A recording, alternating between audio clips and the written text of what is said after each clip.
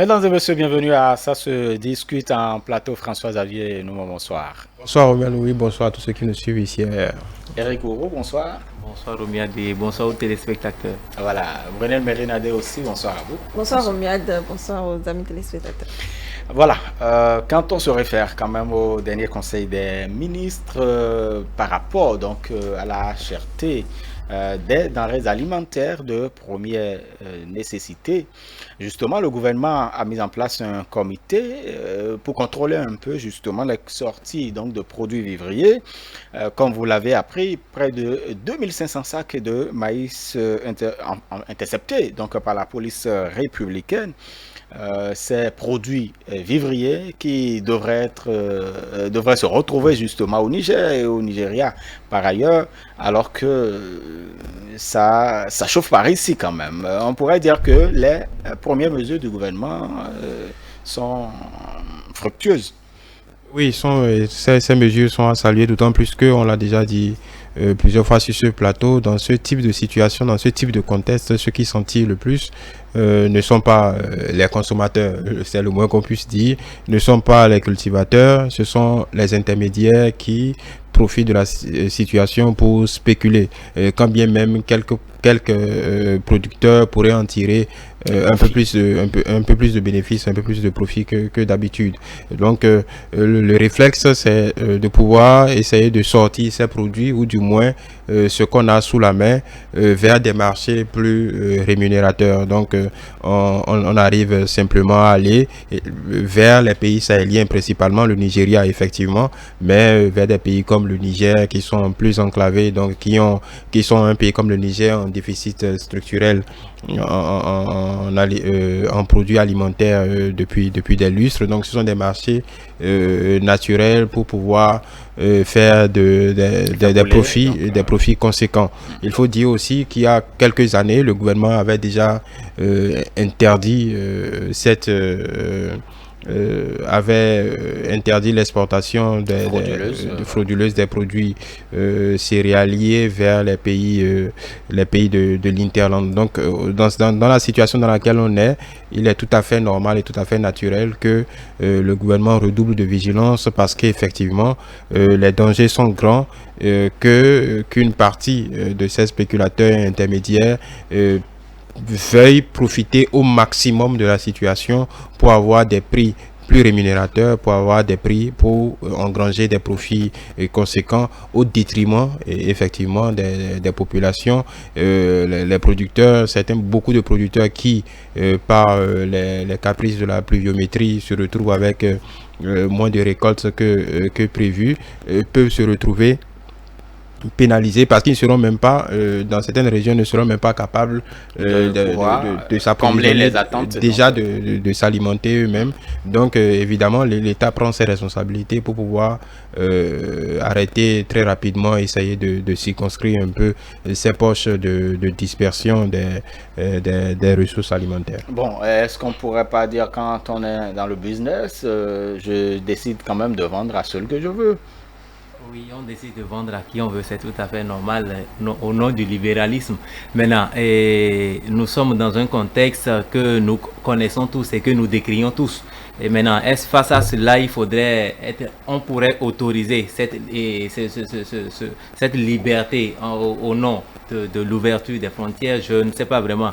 Mais là, je voudrais dire que l'arrestation de ces différents sacs de maïs dont nous parlons vient là contredire ou confondre ceux-là qui ont voulu rapprocher cette crise de cette hausse des denrées alimentaires à l'expression du hautement social du chef de l'État. C'est deux choses différentes.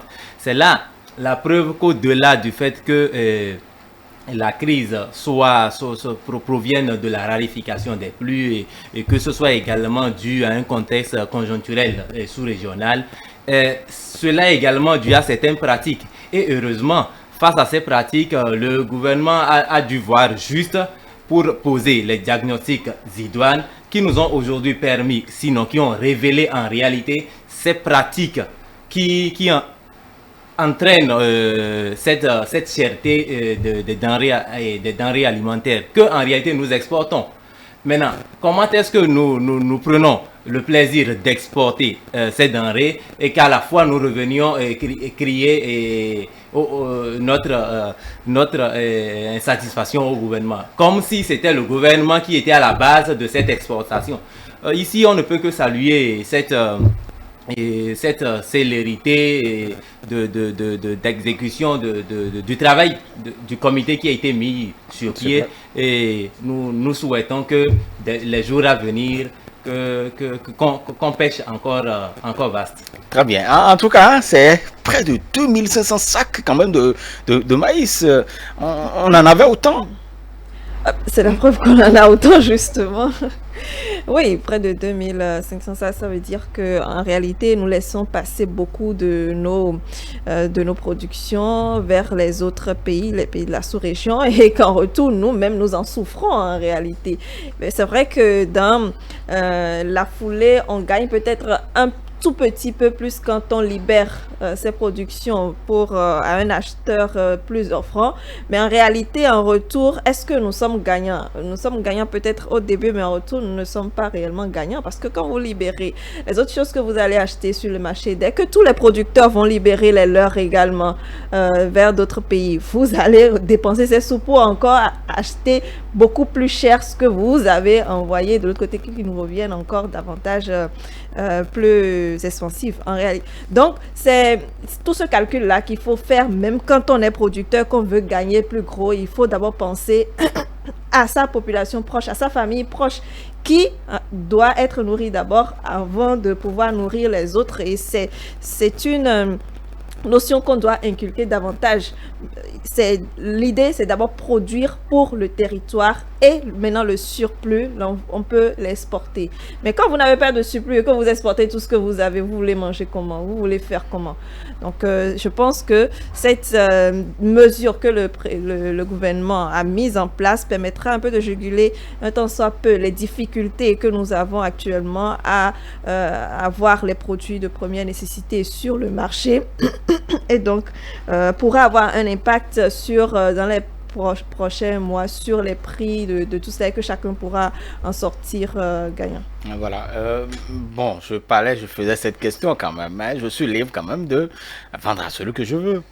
Non, dans un système organisé, le libéralisme ne veut pas dire liberté totale. Le libéralisme, c'est vrai, historiquement, c'est sur cette philosophie qu'un homme doit pouvoir exploiter c'est un principe darwinien, que l'homme, selon ses potentialités, ses compétences, doit pouvoir jouir d'une certaine liberté dans son épanouissement, donc y compris dans ses activités professionnelles, sans qu'une entité supérieure vienne lui dicter ce qu'il doit faire. Mais on ne demeure pas moins que nous sommes dans un État, et que l'État a des règles, que jusqu'à preuve de contraire au Bénin, c'est l'État qui fixe les règles d'exportation, qui fixe les règles de distribution, et ainsi de suite. Donc nous sommes dans un cadre qui a des lois, donc, et les lois se doivent d'être respectées, parce que le libéralisme, c'est pas de l'anarchie.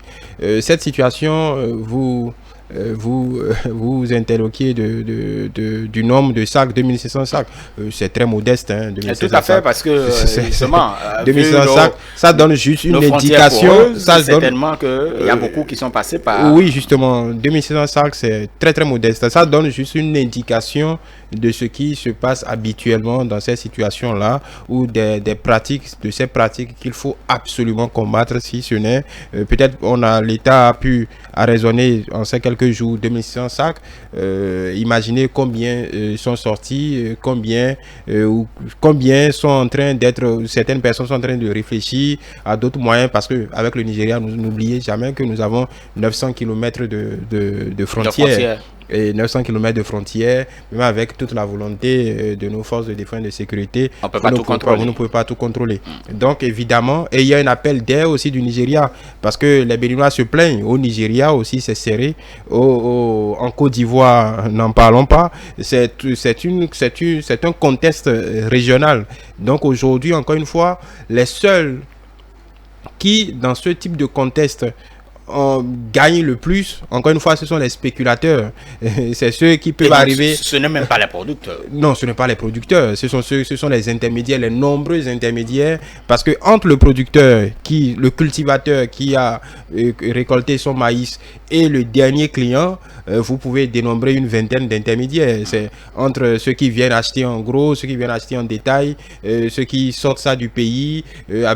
Ce n'est pas la même chose. Donc au final, toutes les études depuis des lustres ont montré, ces scientifiques ont montré que les cultivateurs sont toujours les derniers à profiter de ce type de situation, parce qu'on leur fait miroiter des prix mirobolants, mais en réalité, quand vous regardez très bien, c'est quelques billets en plus au kilo ou à la tonne, mais au final, ce gain qu'ils font à l'instant se trouve annulé parce que, comme Brunel le disait, de toute façon, ils ne le sentent pas parce qu'ils sont obligés d'acheter à manger puisque les prix sont élevés. Donc, au fait, le gain qu'ils croient avoir s'annule automatiquement. Donc, mais ce ne sont que les spéculateurs qui gagnent énormément d'argent dans ce type de situation. Donc, évidemment, l'État... Et donc, l'État a une responsabilité. L'État a une responsabilité déjà au-delà de la fixation des prix. L'État a une responsabilité de surveiller un peu tout ça pour permettre quand même pour renforcer la disponibilité de ces denrées alimentaires sur le marché. C'est un rôle régalien. L'État est dans son droit de le faire et ce n'est pas au nom du libéralisme qu'on peut tout se permettre. Très bien. Merci beaucoup à vous, François Xavier Nomon, Brunel Merinado aussi. Merci à vous également, Eric Wourou. Chers amis téléspectateurs, merci de nous avoir suivis.